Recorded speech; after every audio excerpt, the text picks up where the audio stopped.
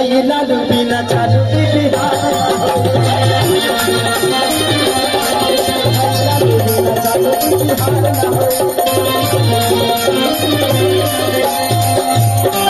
कि चालू नहीं घर पवने भैया विकास के।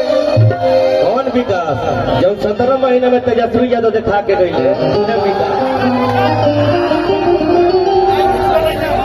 कि जवन तेजस्वी यादव करे वादा दे दे हल नौकरी दूल्हा फंसे जाता कि दोसर में 10 प्रयास न होई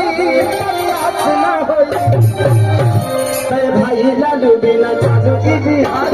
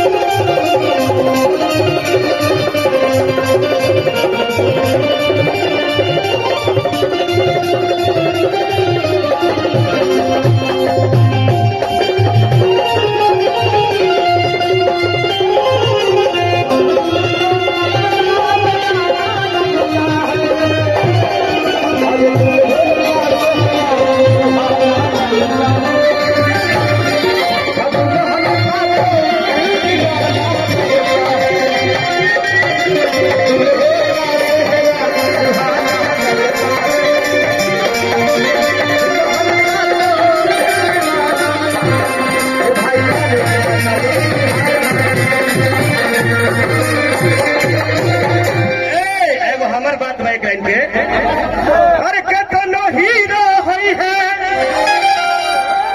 अरे कतनो हीरो होई है, लेकिन हमारा भाई खेसारी लेखा दिलदार ना होई। यही तो कहा जाता है कि जब रही आशीर्वाद रहुआ सबके तब नहीं बेकार ना होई। भाई लालू बिना चालू बिहार ना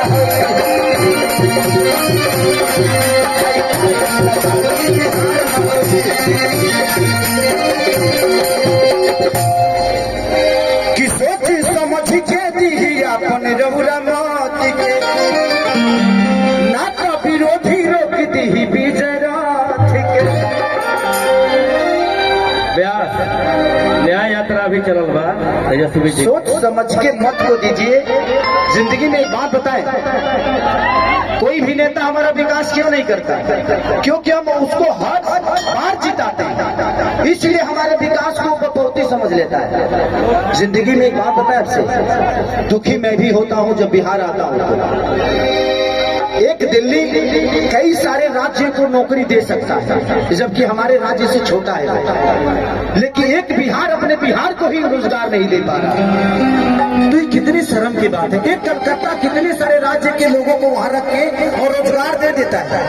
एक पंजाब कितने सारे राज्य के लोगों को वहां रोजगार दे पाता है, लेकिन हमारा बिहार आज भी भीख मांग के ही खा रहा है। ये किसका देश है? हम कलाकार हैं, हम मनोरंजन कराते हैं, इससे ज्यादा हमारी औकात नहीं है। हम आप सबके मनोरंजन, आपके दिल की बातों को सुन के आपका भविष्य नहीं बदल सकते, आपको एंजॉय और आपको मजा दे सकते हैं। हम उतने तक हैं। हम एक छोटा सा भोजन हो सकते हैं, चटनी हो सकते हैं, दाल हो सकते हैं, पूरी थाली नहीं है हम। तो हमारी क्षमता जितनी है उस क्षमता के साथ हम अपना काम कर रहे हैं, लेकिन हमें भी मन करता है कि आज खेसारी के पास कितना मकान हुई हमारे खुद पता नहीं है, तो जो किराया भाड़ा लेवे ना जाए खेसारी तो हमारा मेहरारू को पता रहेगा। लेकिन अगर बिहार में फिल्म सिटी होती और खेसारी लाल यादव बिहार में होता तो करोड़ों करोड़ों रुपया मैं टैक्स देता हूँ महाराष्ट्र सरकार को, खेसारी लाल यादव अपने बिहार को टैक्स देता तो करोड़ों रुपया से कम विकास तो होता। क्या बात है, ये हजारों में एक बात है। इस चीज को मांग है हमेशा से कि बिहार में फिल्म सिटी होनी चाहिए। आज खेसारी इतने सारे बंगला, घर द्वार, गाड़ी घोड़ा जो भी लेता है मुंबई शहर में लेता है, क्योंकि क्या करूं, मेरे बच्चे सुरक्षित यहाँ नहीं रह पाएंगे। क्योंकि व्यवस्था ठीक नहीं है। मैं किस स्कूल में पढ़ाऊं? ये नेता अपने बच्चों को तो यहाँ पढ़ाते ही नहीं है, तो हमारे बच्चे कहाँ से पढ़ पाएंगे? मैं यही बातें आज से 2 साल पहले किसी मंच पे बोला था, तो मैं बहुत घेरे में आ गया था, लेकिन वो बातें गलत नहीं थी, वो सही थी कि हमारे यहाँ के नेता अपना इलाज कराने के लिए तो बाहर जाते हैं, तो जब वो अपना इलाज के लिए अस्पताल नहीं बनवा पाए, तो आप सोच सकते हैं कि आपके इलाज के लिए वो अस्पताल बनवा पाएंगे? नहीं बनवा पाएंगे। सबसे पहले जानते हैं, पहले खुद को बदलिए। किसी का झंडा लेकर घूमने की जरूरत नहीं है, आप अपने आप को तैयार करिए। सच पूछिए तो हमारे यहाँ आईपीएस और डीएम और अधिकारी बनते हैं ना, तो अपने काबिलियत से बनते हैं, उसमें सरकार का कोई योगदान नहीं होता है। हमारे यहाँ के बच्चे अगर शिक्षित होते हैं तो अपने काबिलियत से होते हैं, उसमें किसी सरकार का कोई योगदान नहीं है। और मैं अपने बड़े भाई तेजस्वी जी से एक अनुरोध करूंगा। मैं एक छोटे भाई होने के नाते एक दुख तुम है कि 14 करोड़ की आबादी में 2 लाख की नौकरी से हम लोग बिहार सुधरने वाला नहीं है। अगर करना ही है तो बिहार में कम से कम हजारों फैक्ट्रियां डाल दीजिए। ये बताइए कि जब हमारे पास रोजी होगा तो हम रोड पे नजर आएंगे जी, हम फैक्ट्री में नजर आएंगे। आप हमें रोजी दीजिए, आप हमें व्यवस्था मत दीजिए। उतना कमाने की ताकत है कि अपनी व्यवस्था खुद कर लेंगे हम। हमें व्यवस्था तो दे दीजिए, हमें रोजी दे दीजिए। हम वोट देते हैं, आप वोट मांगने आते हैं, हम रोजी मांगने जाते हैं, तो आप भूल जाते हैं कि हाँ इनको भी कुछ देना है। मुझे दुख है इस बात का, मैं नेता नहीं हूँ, लेकिन आज नहीं तो कल तो बनना ही है।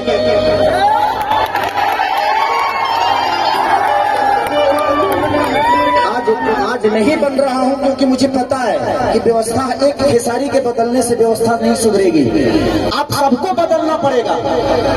बदलाव ऐसी चीज होती है कि हर उस नेता को डर रहता है कि इस बार अगर विकास नहीं करेंगे तो अगले बार ये लोग वोट नहीं देगा।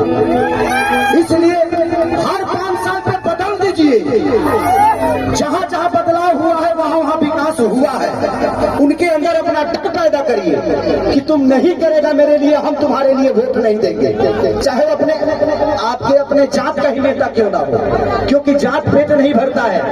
आप कमाते हो तब आपके बच्चों का पेट भरता है। इसलिए मैं कह रहा हूं कि देखिए, हम अगर समाज में हैं तो हमें जात से उठ के जो हमारे लिए अच्छा है। आज तेजस्वी जी 17 महीने में जो काम किए तो हमारे लिए वो अच्छा है ना।